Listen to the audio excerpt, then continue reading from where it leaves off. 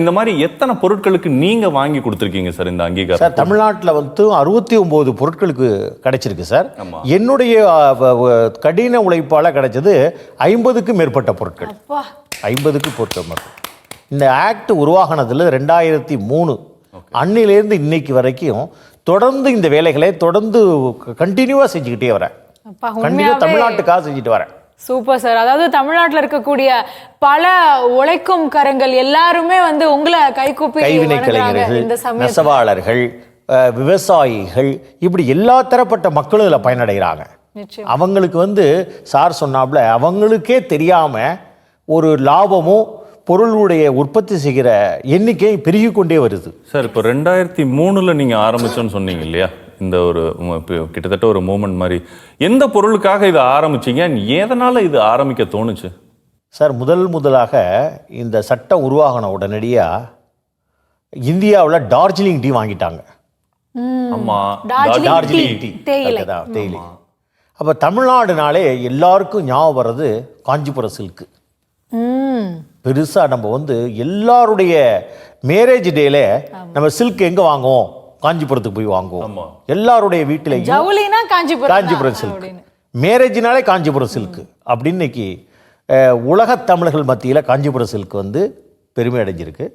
அதை வந்து ப்ரொடெக்ட் பண்ணணும் அப்படின்னு ஃபஸ்ட்டு நான் இந்தியாவிலேயே அங்கீகரிக்கப்பட்ட பயனாளி சான்றிதழ் வாங்கி கொடுத்தது முதலாக நான் தான். இந்த வரலாற்றை யாருமே மறைக்க முடியாது, அழிக்கவே முடியாது. அங்கீகரிக்க ஆத்தரைஸ்டு யூசர் சர்டிஃபிகேட் சட்டம் உருவாகின பிறகு காஞ்சிபுரம் சில்க்கு தான் முதலாக அறிஞர் அண்ணா சொசைட்டிக்கு வாங்கி கொடுத்துருக்கிறேன். சூப்பர். இன்னும் வேற என்னென்ன பொருட்கள் எல்லாம் அப்படியே வாங்கி கொடுத்துருக்கீங்க சார்? காஞ்சிபுரம் சில்க்கு, பவானி சம்காலம், மதுரை சுங்கடி சரி, சேலம் வன்பட்டு வேஷ்டி, கோவை கோரா காட்டன், இப்போ தஞ்சாவூர் பெயிண்டிங், தஞ்சாவூர் தலையாட்டி பொம்மை, தஞ்சாவூர் வீணை, நரசிங்கப்பேட்டை நாதஸ்வரம், நாச்சியார் கோயில் குத்துவிளக்கு, இப்படி பட்டியல் போயிட்டே இருக்கும். ஸ்ரீவில்லிபுத்தூர் பால்கோவா நீங்க சொல்லணும் சார், அதை மறந்துடுறீங்க பாருங்க. உங்க கல்யாணத்துக்கு அதுதான் காரணம். இதுல 50க்கு மேற்பட்ட பொருட்கள்ல அதை என்னுடைய வாழ்க்கையினுடைய திருப்பு முனையா வச்சுக்கிட்டேன். அது மட்டும் கிடைக்காட்டுனா என்னுடைய திரும்பவே நடந்திருக்காது சார். இப்போ நீங்கள் சொல்லும்போது கிட்டத்தட்ட 50 பொருட்களுக்கு மேலே நீங்கள் வாங்கி கொடுத்துருக்கீங்கன்னு சொன்னீங்க இந்த புவிசார் குறியீடு. அதில் ஒரு சிலர் தான் நீங்களே சொல்ல முடிஞ்சது, இன்னும் நிறைய இருக்கு ஆக்சுவலாக. இதில் நீங்கள் ரொம்ப கஷ்டப்பட்டேன், இந்த பொருளுக்கு மட்டும் நான் ரொம்ப கஷ்டப்பட வேண்டியதாக இருந்தது அப்படின்னா அது என்ன பொருள்? கும்பகோணத்துக்கு பக்கத்தில் நரசிங்கப்பேட்டைன்னு ஒரு ஊர் இருக்கு. மங்கள இசைக்கு பெயர் பெற்ற ஊர் நாதஸ்வரம். மங்களம்ன்ற இசை அப்படின்னாலே மங்கள இசைக்கு தலையாய கருவி நாதஸ்வரம். நான் ரொம்ப வந்து ஆராய்ச்சி பண்ணிட்டு இருக்கும்போது நீங்கள் பார்த்தீங்கன்னா பெரிய பெரிய பலாயிரக்கணக்கான ஆண்டுகளுக்கு பழமையான சிவன் கோயிலெல்லாம் நாதஸ்வரத்தை வச்சு தான் சுவாமிகளுக்கு வந்து அந்த கல்வெட்டுகளில் இருக்குது. அப்போ இது அங்கே வந்து இந்த நரசிங்கப்பேட்டை நாதஸ்வரம் புகழ் பெற்றது. எந்த ஊர்லேயுமே இல்லாத அற்புதத்தை அந்த நாதஸ்வரம் எல்லா ராகத்தையும் ஒரே ராகங்களை மீட்டெடுக்க முடியும். இந்த நாதஸ்வரத்தில் டிஎன் ராஜரத்ன பிள்ளை தான் அதை வந்து பக்கத்தில் இருந்து சொல்லி இது மாதிரி வடிவமைக்க கொடுத்தாரு. வடிவமைச்சு கொடுத்து அதை நாதஸ்வரத்தை வடிவமைச்சாங்க அந்த ஊர் சிற்பிகள். அதற்கு வந்து உண்மையாகவே யூனிக்னஸ் ப்ராடக்ட். அது உண்மையான அது ஒரு பேட்டர்ன் வாங்க வேண்டிய ப்ராடக்ட். அப்படி ஒரு ப்ராடக்ட் இருக்குது.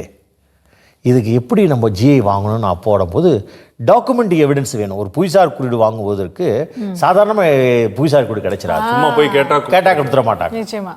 அதுக்கு நீங்கள் சொல்கிறாப்புல யூனிக்னஸ் இருக்குது கொடுத்துருங்க கொடுத்துட மாட்டாங்க. தனிச்சிறப்பு குவாலிட்டிஸ் ரெப்புடேஷன்லாம் இருக்குது கொடுங்கன்னு. ஹிஸ்டாரிக்கல் ஆர்ஜன்ஸ், ஹிஸ்டாரிக்கல் ப்ரூஃப் எந்த வருஷத்துலேருந்து இருக்குது, அதுக்கு என்ன எவிடன்ஸ் இருக்குது. இப்போ உதாரணம் நீங்கள் டேட்டா பர்த் சர்டிஃபிகேட்னா எடுத்து கொடுத்துருவீங்க. அதே போல் அந்த பொருளுக்கு டேட்டா பர்த் சர்டிஃபிகேட் எங்கே அப்படிங்கிறது நான் பல ஆண்டுகள் 8 வருஷம் ரிசர்ச் பண்ணேன். 8 வருஷம் போராடி இருக்கிறேன். உண்மையிலே அதை செய்கிறவங்க ஒரு 10, 15, 20 பேர் தான் இருக்கிறாங்க. அவங்களுக்கு இதை வாங்கி கொடுத்துடணும். ஏன்னா அதை உருவாக்கிய உலகத்திலேயே அந்த நாதஸ்வரத்தை வடிவமைச்ச சிற்பிகள் வந்து அந்த ஊரில் உள்ள ஒரே ஒருவர் தான்.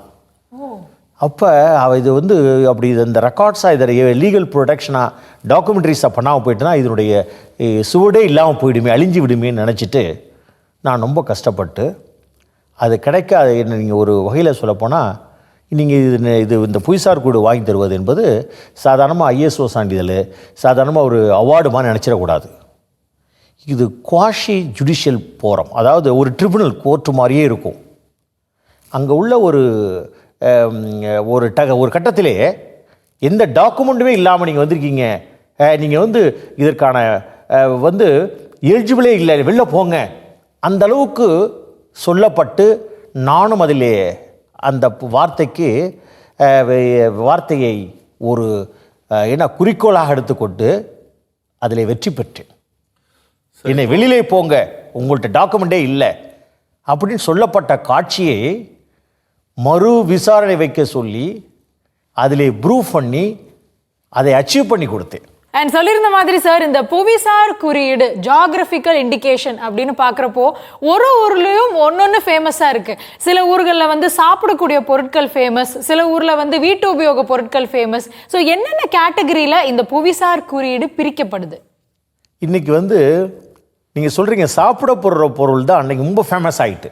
பொருட்கள் வந்து சட்டத்தில் 4 சொல்கிறாங்க. விவசாய பொருட்கள், கைவினை பொருட்கள், அந்த கைவினை பொருட்களில் கைத்தறி கைவினை ஒன்றா வந்துடுது. அப்புறம் இயற்கை பொருட்கள், அப்புறம் உணவுப் பொருட்கள், இப்படி 4 வகையான கேட்டகரி. கைத்தறி கைவினை பொருட்களில் உதாரணமாக காஞ்சிபுரம் பட்டு, கைவினை பொருள்னு பார்த்தீங்கன்னா தஞ்சாவூர் தட்டு, தஞ்சாவூர் தலையாட்டி பொம்மை, இதெல்லாம் வந்து கைவினை பொருட்கள் ஆகிடுது. உணவுப் பொருட்கள் அப்படின்னு பார்த்தீங்கன்னா கோவில்பட்டி கடலை மிட்டாய், அப்புறம் வந்து மஸ்கோத்தா அல்வா, அப்புறம் வந்து பழனி பஞ்சாமிர்தம், திருப்பதி லட்டு, இப்படியெல்லாம் அந்த உணவுப் பொருட்களில் வந்துடுது.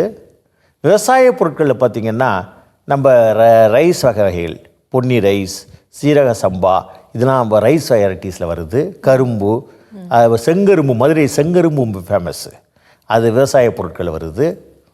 அப்புறம் வந்து இயற்கை பொருள் பார்த்திங்கன்னா இன்றைக்கி நம்ம ஊரில் வந்து கிடைக்காத பாக்கியம், உலக நாடுகளில் அதை விரும்பி விரும்பி வாங்கி சாப்பிட்றாங்க. மார்தாண்டம் தேன் அப்படியே உருகக்கூடியது இயற்கையாகவே. மலையில் கடலும் மலையும் சந்திக்கிற இடத்திலே இயற்கையாகவே அந்த தேனி வந்து உட்கார்ந்து இந்த தேனை கொடுக்குது. அதில் அவங்க எவ்வளோ கஷ்டப்பட்டு பாட்டில் எடுத்து கொடுத்து நம்ம விற்கிறாங்க பாருங்கள். இன்றைக்கி அது ரொம்ப அளவுக்கு புவிசார் கிடைச்ச பிறகு யூகேலாம் ரொம்ப விரும்பி வாங்கி சாப்பிட்றாங்க. அந்த அளவுக்கு இந்த பாக்கியம் கிடைச்சிருக்கு. இல்லை